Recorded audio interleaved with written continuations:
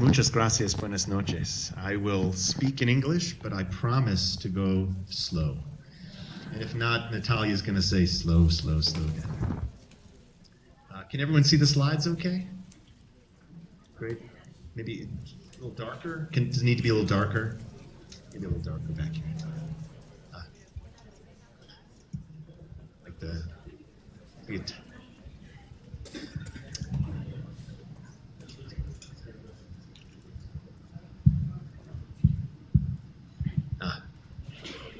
I think that's a little better. That's great.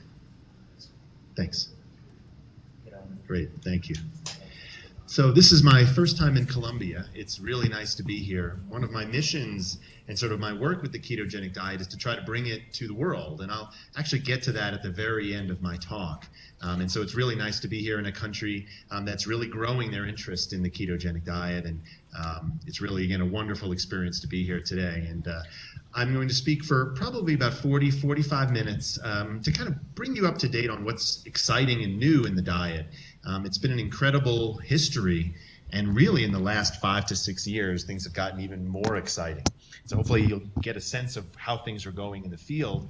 And then Luz will talk a little bit more about how we do the diet, sort of the really important parts about that too. And then afterwards, I'm here for questions if people want to ask me about what I've talked about or research or new ideas. Some of the best ideas come from meetings like this where people will say, you know, I think of something very unique that you mentioned, and then it leads to research. So again, thank you very much. These are my disclosures, some of which are related to the ketogenic diet, some of which are not. Okay, great, whoops. And we're gonna, very sensitive, okay. So we're gonna show this again, actually, Luz will talk about this too, but it's a very important figure that is no doubt familiar to many of you in the audience, which is kind of what we know about the good news and bad news about treating epilepsy. The good news is, this is from Kwan and Brody's study from about 15 years ago, and still to date very important. And you can see here that about half of children we put on any medicine, any therapy, respond very well. And then if we have to go to a second medicine, another 13% do very well. So that's the good news. And it actually doesn't even matter sometimes what drug you pick, that about 2/3 of children will do very well and never need the ketogenic diet. Okay? But about 1/3 of children, as you can see in the yellow, despite medicines, despite multiple medicines, sometimes in combination, don't respond and need to do something different. And that's where we come in today. We talk to families very early in their course and tell them there's other options. We tell them that besides medications, there's sometimes what we call a VNS, the vagus nerve stimulator, and then sometimes epilepsy surgery if we know where the seizures are coming from. And then the fourth option is trying diet therapy. And which one of these four we do depends on the child, depends on the parents, really depends a lot on the type of epilepsy they have. But really, very early in the course, if we think things are not going well, we start talking about all four of these options.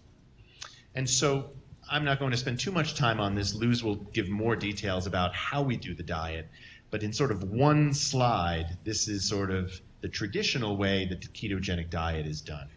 Traditionally, children are brought into the hospital, usually for 2 to 3 days, after a very brief 12 to 24-hour period of fasting with just water only to kickstart the diet to work. The families are educated, and there you can see here, taught how to weigh and measure and calculate all the different foods. The dietitian is very important in this process during the week.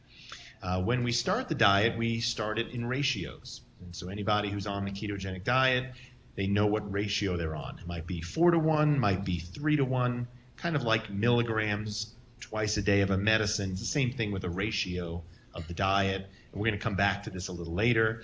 4-to-1 is as high as usually we go. That's the ratio of fat to everything else combined. Calories and fluid are strictly limited. They're not usually restricted, but they are limited so that if the family wants more, they have to talk to the dietitian who gives them new recipes, and then they can implement those here today. These are just some examples of some foods. I know it's a little dark, hard to see here, but you can see some of the foods that our kitchen at Johns Hopkins will provide to the family during the week. And we give these foods, and the family then goes home and does the diet themselves. So we talk to families in clinic. We tell them this is what the ketogenic diet is. and we tell them these are what the foods are often like. What do the families think? This is what they think. They get worried, they get scared. They say, no way, doctor, no way. There's no way my child can eat all of that butter and bacon and whipping cream and oil. And we tell them, although these foods are okay, and they shouldn't be afraid of butter. I don't know if we're going to have butter for dinner tonight, we'll see. It's not all butter anymore. And so things have changed very dramatically. As some of my partners who have been doing this for a long time too say, it's not the ketogenic diet we grew up with. It's very, very different. And so you can see here, these are some recipes. I love when I travel to collect photographs from different countries of different foods. If you have good foods of ketogenic from Colombia, please send them to me. These are actually here from Belgium. These are actually photographs from a cookbook in Israel. It's pretty amazing. This was actually at a ketogenic conference. A little hard to see here. These were like little chocolate cakes that were made at a conference that they gave out to people who were actually at our ketogenic meeting. This is actually from an article that was written in Argentina about the ketogenic diet. And you can see here some of the foods were also prominently displayed. This is actually as well from a website from Argentina showing, again, many of the different recipes. Nutricia actually helped create this website. It's a wonderful one with recipes and information for families.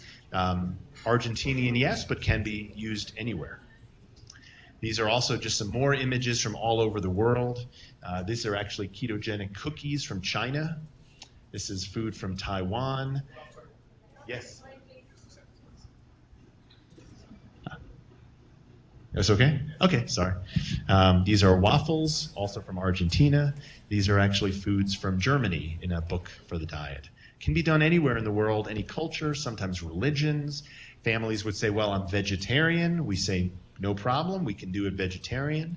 Some are vegan, so no meat or dairy. It's harder, we can do it, but it's harder.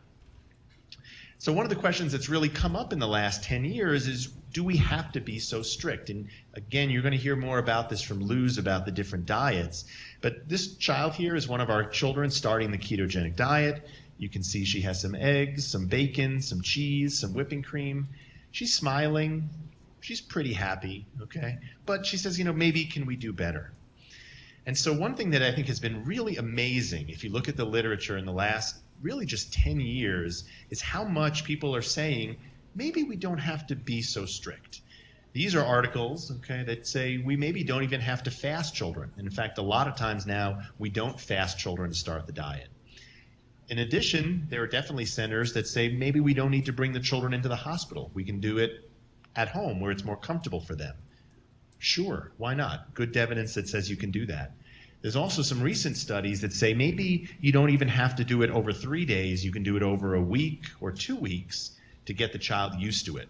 Very creative, very unique ideas, and they all seem to work. And sometimes for one country or one culture, one way may be better than another way. And so again, sometimes people come to me and say, well, Dr. Kossoff, in my country, we can't bring children into the hospital. We can't fast them. That's actually what happened in India. They said this is just impossible in India. And we said, you don't have to do that. You can do things differently. In addition, there's also now 4 different ketogenic diets. Amazing. Really, again, just in the last 15 years, we've come up with several. The MCT diet actually probably goes back to the 1970s, but has become much more popular in recent years, using MCT oil as a predominant fat source. And you can see here's sort of a standard diet, which is mostly carbohydrates. And here's sort of the other 4 ketogenic